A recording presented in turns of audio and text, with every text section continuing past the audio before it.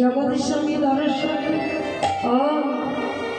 बुझते पेरेछि शादी किए है राम और पति है श्याम। आमी शुनेछि ओई कृष्ण नाकि ओई मुरली ध्वनि करे যমুনাকে উজান বাইয়া দেয়। ওই গোবিন্দ মুরলি ধ্বনি করে ব্রজগোপীদের ঘর থেকে বাহির করে নিয়ে আসে। আচ্ছা আজ আমি দেখব তোমার গোবিন্দ তোমায় কেমন ভাবে নিয়ে যায়। এসো, কারণ আমি হচ্ছি তোমার স্বামী। ওমা আজ গোপীকে নিয়ে গিয়ে কি করলে? চার দেওয়ালে ঘরের মধ্যে গোপীকে বন্ধ করলে। গোপীর হাত বাঁধলো, পা বাঁধলো। গোপী দুটো নয়নে জলে মুখ ভাসিয়ে কাঁদছে আর বলছে, ওগো স্বামী গো, তুমি আমার হাত বেঁধেছো, পা বেঁধেছো, কিন্তু তুমি তো আমার মনটা বাঁধতে পারোনি। ওমা মন তো কখনো কারো বাঁধা যায় না। বলে যেই না মুরলী ধ্বনি শ্রবণে করেছি, এই মনে চলে গেছে গোবিন্দ চরণে।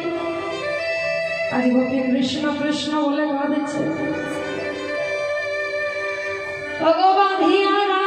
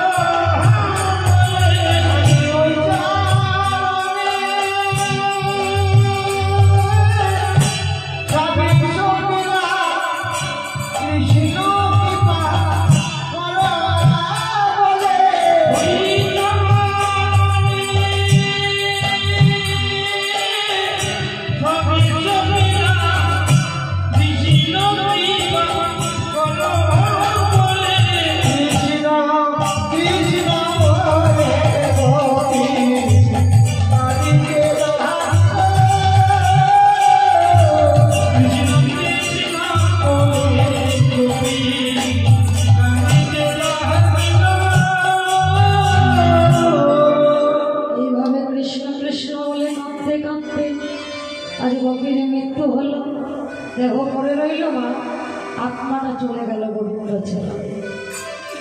তাহলে এমনই হয় মা গো, এই পৃথিবীতে কে কবে আসবে কে কবে চলে যাবে কেউ বলতে পারে। তবে এই 7টি দিনের মধ্যে কিন্তু আমাদের মৃত্যু হবে, কি মা হবে না? এই 7টা দিনের মধ্যে আমাদের মৃত্যু হবে না? এই যে 7টা বার, রবি সোম মঙ্গল বুধ বৃহস্পতি শুক্র শনি, বলছে সংসারে যদি রবি তাহলে সামলে চল, সামলে চললে মঙ্গল হবে, আর মঙ্গল হলে বোধ শক্তি বাড়বে, বোধ শক্তি বাড়লে গুরুকরণ হবে, আর গুরুকরণ হলে শুক্রকে ধারণ করবে। আর যদি কেউ শুক্রকে ধারণ করতে পারে তার কি হবে গো? ও তার শনির দশা কেটে যাবে,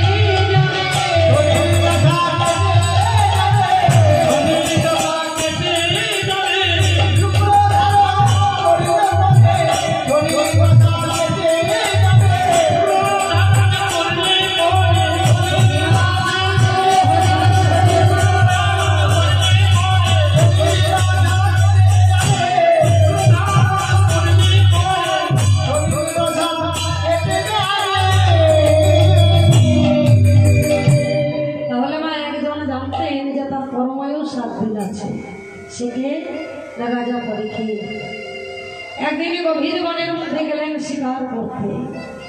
আর শিকার করতে গিয়ে আজ মনির জল পিপাসা পেল। জল দাও বলে যখন চিৎকার করতে লাগলো, কোথাও জল পেল না। দেখতে পেল একটা কুঠির, আর সেই কুঠিরে এক মণি ধ্যান করছিলেন, যার নাম হচ্ছে শ্রমিক মণি। আজ শ্রমিক মণির কাছে বললেন, হে মণিবর, আমায় একটু জল দেন, আমি জল পিপাসা পেয়েছি। মণিবর ধ্যানস্থ, জল পেলেন না। যখন জল পেলেন না, রাজার রাগ হলো, তুমি আমারই রাজ্যে বাস করো আর তুমি আমায় জল দিলে না। সামনেই দেখলো একটা মৃত সর্প, মৃত সর্প নিয়ে মণির গলায় ঝুলিয়ে দিলেন। আর মণির পুত্র তখন তার বন্ধুদের সাথে খেলা করছিলেন। জানতে পেরে বলল, কে রে তুই দুরাচার, তোর এত বড় সাহস যে তুই আমার পিতার গলায় মৃত সর্প ঝুলাস? আমি তোকে অভিশাপ দিলাম, 7 দিনের মধ্যে তোর পক্ষ দংশনে মৃত্যু হবে।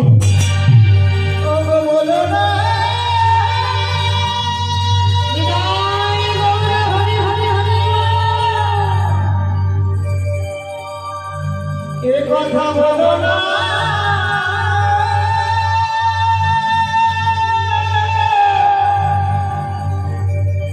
বলো না,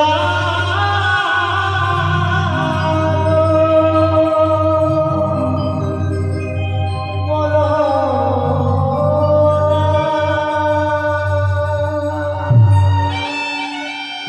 যখন জল পেল না, মণিবর ধ্যানস্থ, মণির গলায় সর্প ঝুলিয়ে দিলে, মণির পুত্র অভিশাপ দিল। মণির ধ্যান ভঙ্গ হয়ে গেল, পৃথিবী কেঁপে উঠল। পুত্র, এ তুমি কি করলে? তুমি কাকে অভিশাপ দিলে তুমি জানো? এই যে এক ধার্মিক রাজা,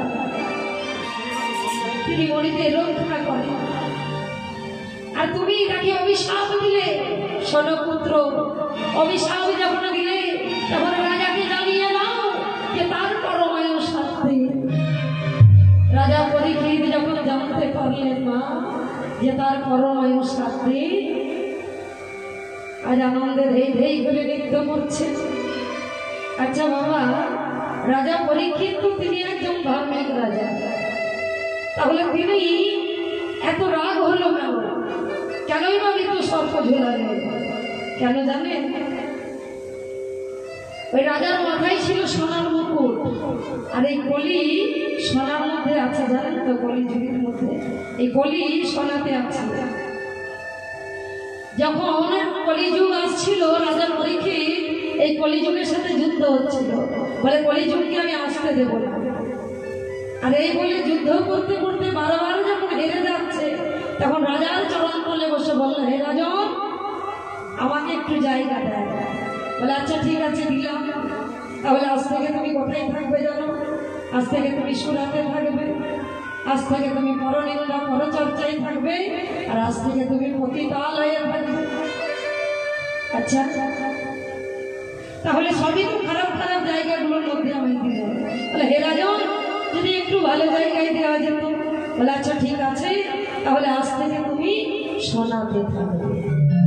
আর যেই না বলে তো সোনাতে থাকবে না, রাজার মাথায় ছিল সোনার মুকুট, একেবারে চলে বসলো। রাজার ক্রোধ এলো, আর ক্রোধের বসে কি করলে, আমি তো সর্পমণির গলায় ঝুলিয়ে দিই। তাই মণি বললেন, হে পুত্র, তাকে জানিয়ে দাও যে তার পরমায়ু শাস্তি। যখন জানতে পারলেন না, আনন্দে ধেই ধেই করে নৃত্য করছে। তাহলে এখনো রাজ সিংহাসনে বসে আছি, আর নয়, এক্ষুনি আমি বাড়ি থেকে বেরিয়ে পড়বো। বেরিয়ে পড়লেন রাজ সিংহাসন পরিত্যাগ করে। ওই হরিদ্বারের কুণ্ডের তীরে গিয়ে সমস্ত মনি ঋষিদের আহ্বান করলেন। তখন তোমরা কেউ বলতে পারো আমার পরমায়ু 7 দিন, এই 7 দিনের মধ্যে আমি কিভাবে ঈশ্বর চরণ লাভ করব? অনেকে অনেক কিছু বললেন, মনির ভালো লাগলো না। সবার শেষে যিনি এলেন, তিনি হচ্ছেন উলঙ্গ স্বামী।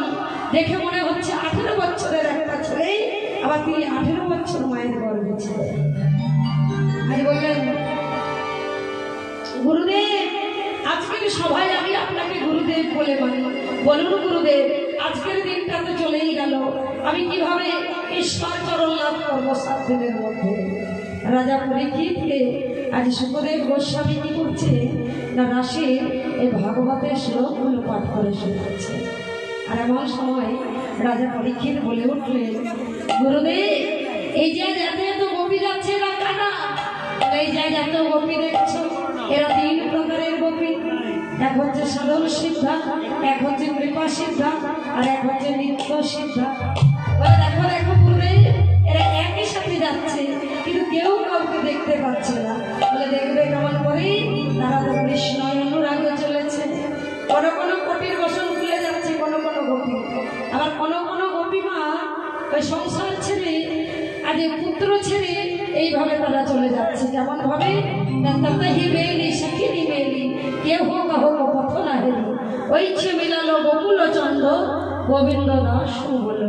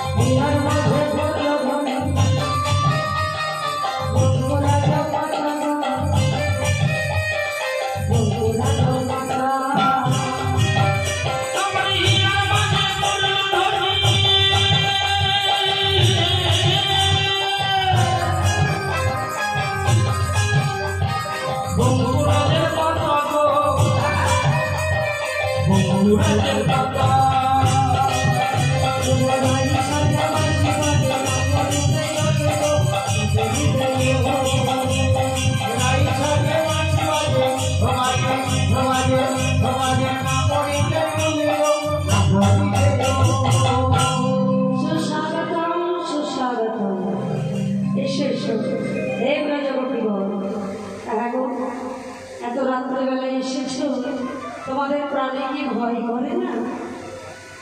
বাড়ি ছেড়ে, সংসার ছেড়ে, স্বামী ছেড়ে তোমরা এইভাবে চলে এসেছো। তোমরা না কুলের কুলোবালা? এখন তাহলে তোমাদের লোকে কেন কুলোটা বলবে না? যাও যাও, ঘরে ফিরে যাও। আর ঘরে ফিরে গিয়ে যে যার পতির সেবা করো। হে গোবিন্দ, পতির সেবা করলে কি হবে? বলে চিত্ত শুদ্ধ হবে। আর চিত্ত শুদ্ধ হলে ব্রজে যাবে তোমরা। আর ব্রজে গেলে ব্রজে গোবিন্দে দেহ পাবে। আর ব্রজে গোবিন্দে দেহ পেলে তোমরা রাধা গোবিন্দের সেবা করবে। এটাই গৌর হরি বল। কোনো কোনো গতি ভাবছে বাবা, আজ মুরলী তৈরি করে দেখি এমন কথা। গোবিন্দ বলছ সমগোপী, তোমাদের প্রতি যদি কানা হয়, বোবা হয়, পড়া হয়, ল্যাংড়া হয়, তবুও কিন্তু নিজ প্রতি ছেড়ে পরবর্তী ভজন করা এটা কিন্তু সঠিক দরকার। তোমরা না মহাসতী, যাও ঘরে ফিরে যাও। একবার যাবো বিরোধ গোবিন্দ, তখন থেকে আমাদের ধর্ম শেখাচ্ছ। হ্যাঁ, নিজে একটা পাক্কা চোর, আর চোরের মধ্যে ধর্মের কথা আমরা তো মানবো না। বলে আচ্ছা, সেদিন তোমার ধর্ম কথাই ছিল?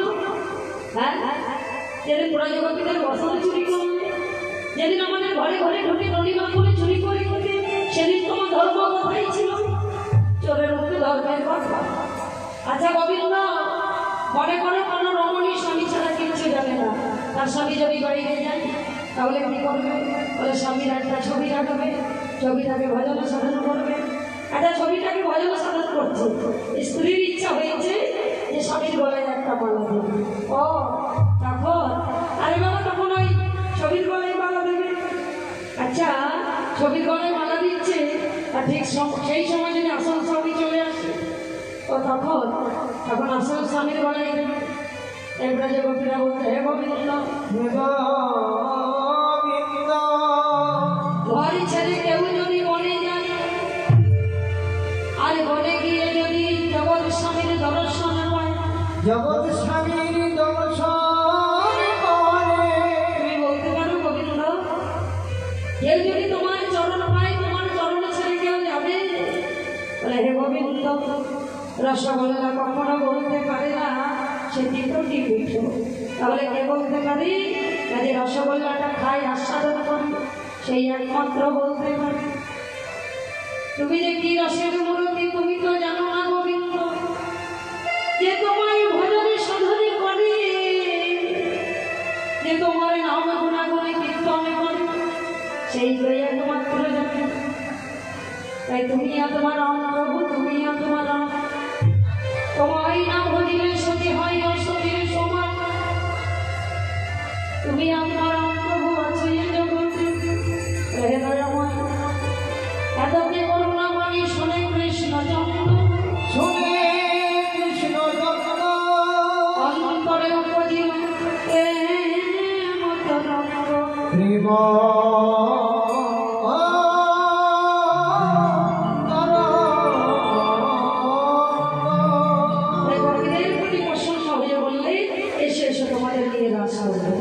এই বলে কয়েকজন মণিমুক্ত দিয়ে একটা রাস মঞ্চ তৈরি করলে নানা বাদ্যযন্ত্র বেজে উঠল। আহা কাঞ্চন মণিগণ জননীর মা বল রমণী মণ্ডলী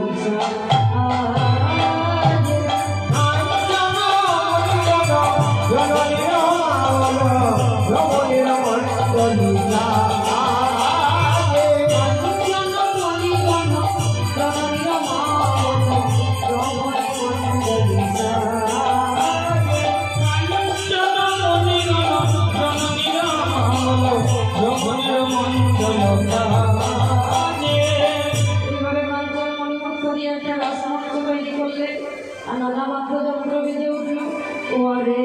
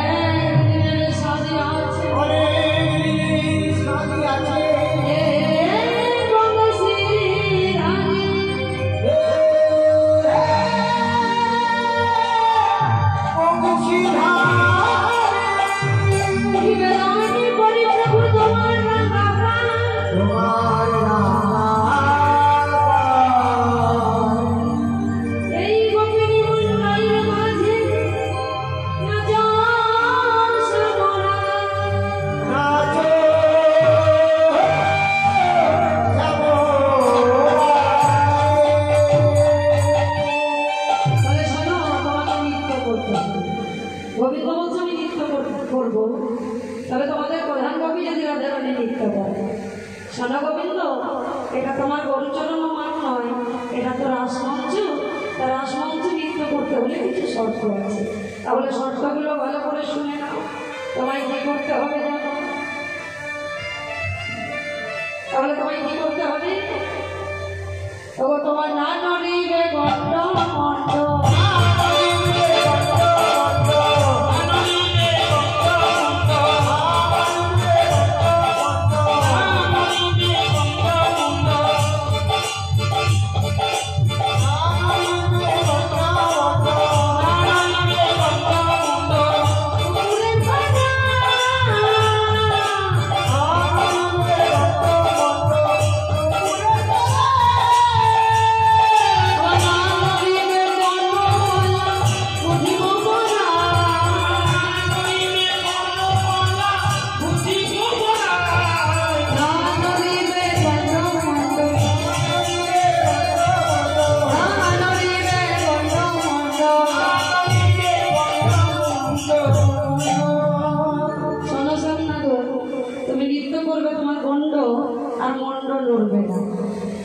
এই যে তোমার নপুরের দড়ি হবে না, বনা ফুলের মালা নড়বে না।